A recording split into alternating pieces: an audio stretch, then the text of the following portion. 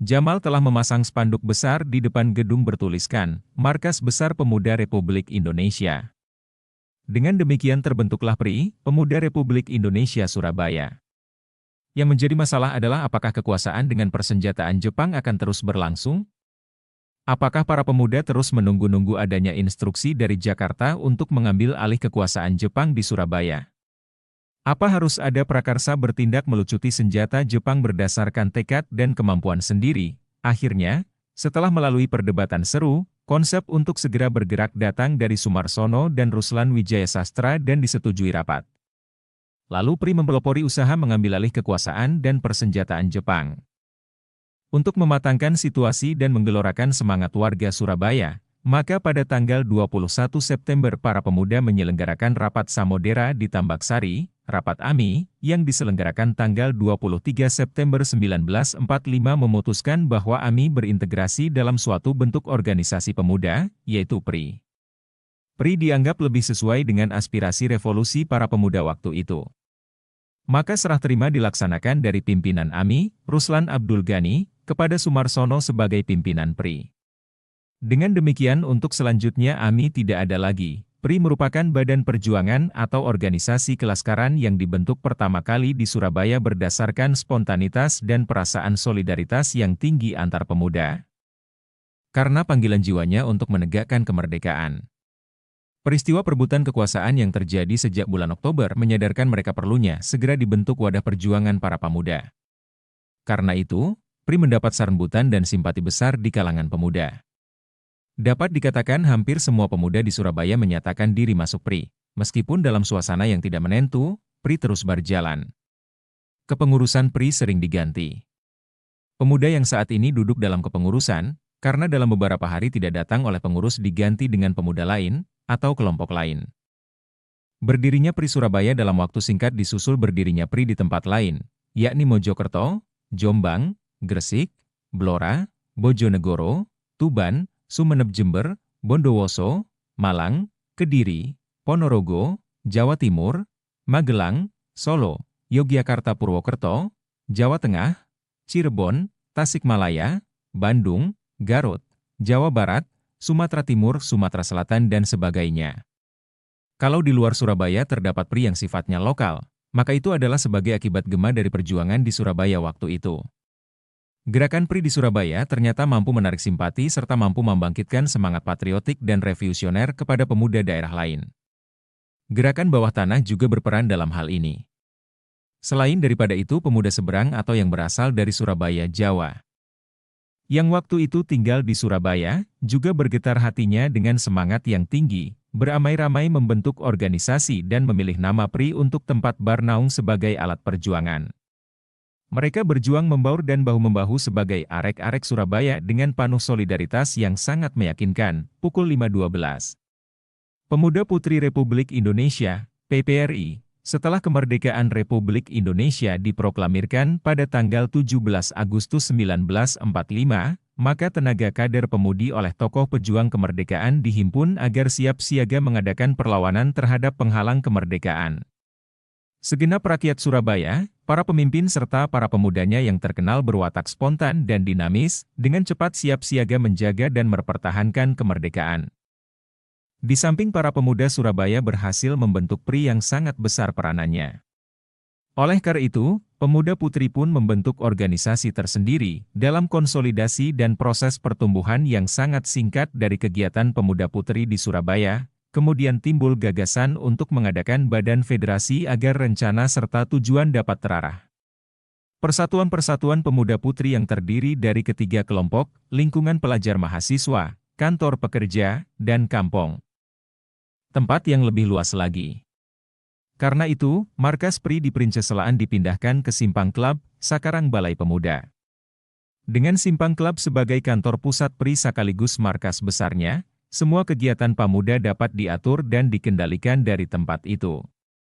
Sebagai organisasi pemuda terbesar, PRI mencakup hampir seluruh organisasi pemuda yang dibentuk secara lokal ataupun berdasar etnis di Surabaya, dan karena besarnya maka pengendalian kegiatan dilimpahkan pada markas lokal atau setempat. Ternyata PRI setempat atau PRI lokal juga mempunyai pasukan sendiri, kekuatan inti PRI Pusat adalah pasukan istimewa.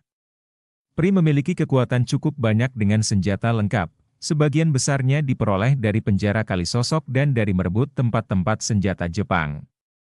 Menurut Barlan dari pengakuan Pramuji, senjata tadi diperoleh sejak pembebasan Peta Ponorogo Daidan, berasal dari gudang persenjataan Jepang di Baru Klinting, antara Sara dan Madiun, dengan bantuan Joko Suyono. Senjata-senjata itu kemudian dibawa ke Surabaya. Tetapi bagian senjata terbesar diperoleh dari gudang Angkatan Laut Jepang di Ujung, Kedung Cowek dan Gubeng lewat Atmaji dan Suwondo. Senjata Angkatan Darat Jepang diperoleh dari Katamhadi dan Suwondo. Atmaji, Katamhadi dan Suwondo adalah bawahan DRG, Mustopo, Komandan TKR Jawa Timur dan Menteri Pertahanan ad interim. Dalam konteks ini perlu pula disebutkan sejumlah PRI yang berbasis etnis tertentu yang ada di Surabaya, di antaranya dari Maluku, Kalimantan, dan Sulawesi. Mereka juga membentuk Pemuda Republik Indonesia untuk kelompoknya masing-masing. Atas anjuran Tri Eka Koso dan M. Sapia, pimpinan BKR Kota, Sungkono, dan BKR Karesidenan Abdul Wahab, mengizinkan terbentuknya PRI Maluku. Setelah PRI Maluku terbentuk, Sungkono pun memberikan surat keterangan. Lalu mereka menghadapi Residen Sudirman. Sudirman menyambut gembira. Pemuda Maluku itu diberi izin untuk mendatangi kantor pemerintah dan mereka bergembira diizinkan, yang sekaligus guna menginsafkan suku Maluku bahwa mereka juga bangsa Indonesia. Pada tanggal 24 September 1945 Angkatan Pemuda Indonesia Ambon, API Ambon, terbentuk di Kem Tambakrejo. Kemudian tanggal 27 September 1945 menyusul berdirinya PRI Maluku. Langkah PRI Maluku dan API Ambon yang pertama memperkenalkan diri kepada masyarakat. Atas prakarsa Dr. Siwa Besi dan Kalibongso, mereka mengadakan pertemuan dengan KNI Karesidenan Surabaya di Gedung Nasional Indonesia, GNI, Bubutan. Dalam pertemuan ini, Bambang Suparto berbicara sebagai wakil KNI dan Rambe sebagai Ketua PRI Maluku. Dari pertemuan itu diputuskan untuk mencetak 5.000 helai maklumat yang ditujukan kepada segenap pemuda Maluku dan masyarakat luas, bahwa Maluku adalah bagian dari Republik Indonesia, di samping PRI Maluku. Di Surabaya juga dibentuk PRI Sulawesi pada September 1945 dan PRI Kalimantan pada Oktober 1945. Pembentukan badan-badan perjuangan dari berbagai kelompok etnis bukanlah hal yang mudah. Kecurigaan seringkali terjadi.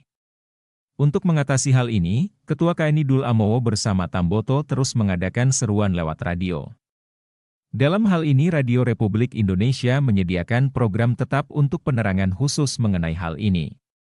Yang berbicara di antaranya adalah Dr. Gea Siwa Besi. Pada awal bulan September 1945 mengadakan rapat di GNI Jalan Bubutan, Surabaya.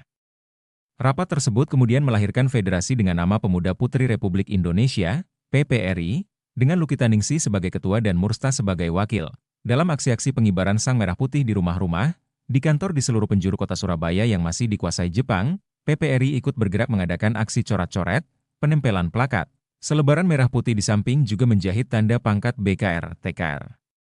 Puncak aksi itu adalah diselenggarakannya rapat raksasa di Tambaksari pada 21 September 1945.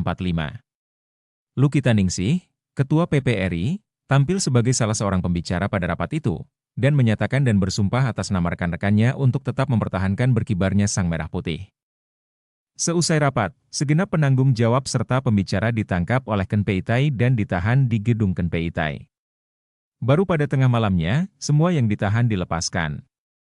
Program PPRI disusun secara praktis, membentuk Laskar Putri, mendirikan pos Palang Merah, P3K, mendirikan dapur umum dan menolong pengungsian. Dalam tempo singkat berhasil dikumpulkan 200 pemuda putri.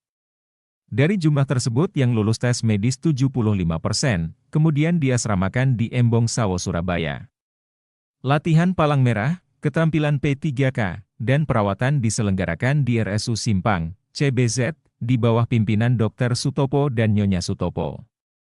Sumber buku Sejarah Berita Proklamasi Kemerdekaan Indonesia. Penerbit Direktorat Sejarah dan Nilai Budaya Direktorat Jenderal Kebudayaan Kementerian Pendidikan dan Kebudayaan 2015.